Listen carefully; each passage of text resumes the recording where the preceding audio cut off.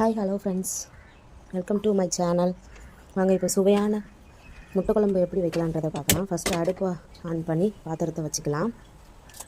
பாத்திரம் கொஞ்சம் ஹீட் ஆகட்டும். ஹீட் ஆனதும் எண்ணெய் ஊற்றிக்கலாம். தேவையான அளவு எண்ணெய் ஊற்றிட்டு எண்ணெய் கொஞ்சம் ஹீட் ஆகட்டும்.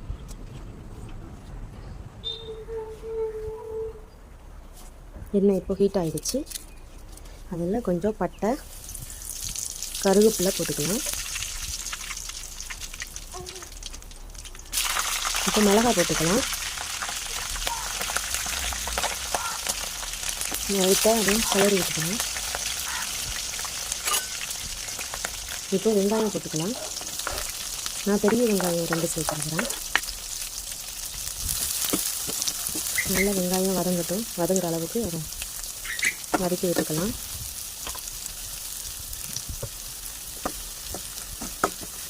இப்போ ஓரளவுக்கு வதங்கிடுச்சு. நல்ல பொன்னிறம் ஆகிற அளவுக்கு வதக்கிக்கலாம்.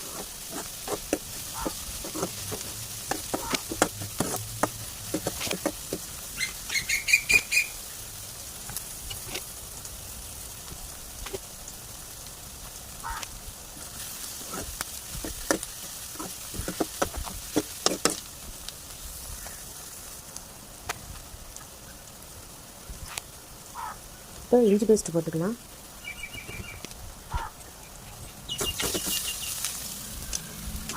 இஞ்சி பேஸ்ட் போட்டு நல்லா வதக்கிக்கலாம்.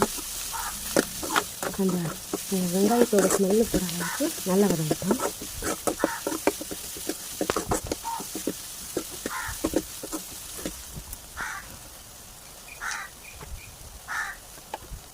இப்போ தக்காளி போட்டுக்கலாம். 2 வெங்காயத்துக்கு 1.5 தக்காளி எடுத்துக்கலாம். அது நல்லா வதக்குங்க. நல்லா தக்காளி மிசிஞ்சி போகிற அளவுக்கு நல்லா வதக்குங்க. இப்போ 2 உருளைக்கிழங்கு ஊற்றி போட்டுக்கலாம். நான் எப்போவுமே முட்டை குழம்புல உருளைக்கிழங்கு போட்டு வளர்ப்பேன்.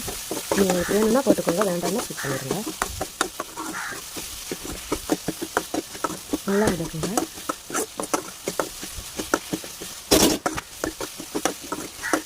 இந்த உருளைக்கிழங்கு நல்லா வதங்கட்டும்.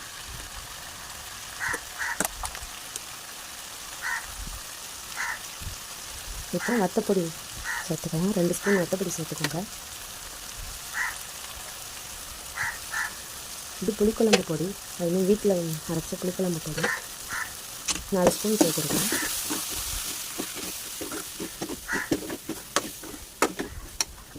நல்லா கலரி விட்டுட்டு தேவையான அளவு தண்ணி ஊற்றிக்கோங்க.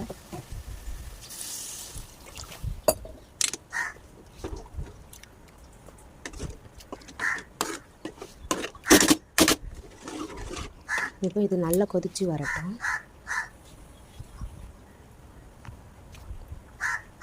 பாருங்கள் எப்படி கொதிச்சு வந்திருக்குதுன்னு பாருங்கள்.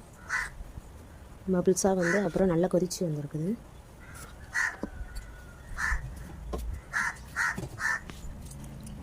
இன்னுமே நல்லா இது கொதிக்கட்டும். இப்போ தேங்காயும் சீரகத்தையும் அரைச்சி ஊற்றிக்கலாம்.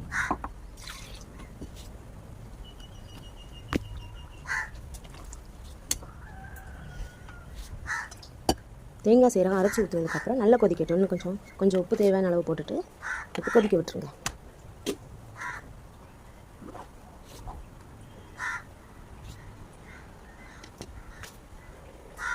நல்லா கொதித்து வரட்டும். இப்போ பாருங்கள் நல்லா கொதித்து வந்துடுச்சு. நல்லா உருளைக்கிழங்கும் நல்லா வெந்துடுச்சு.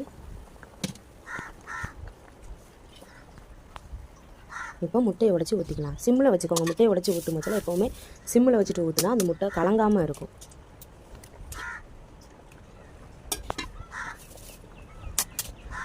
முட்டையை ஒரு கிண்ணத்தில் ஊற்றி அப்புறம் ஊற்றினா அது கலங்காமல் அப்படியே இதாகிடும். எப்போவுமே சிம்மில் வச்சுட்டு முட்டை ஊற்றுங்க.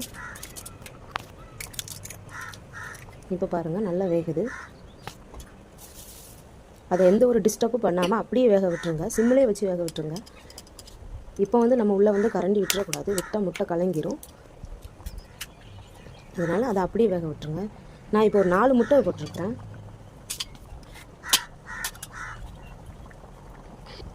பாருங்கள் அப்படியே அந்த முட்டை அப்படியே லைட்டாக இதாகுதா.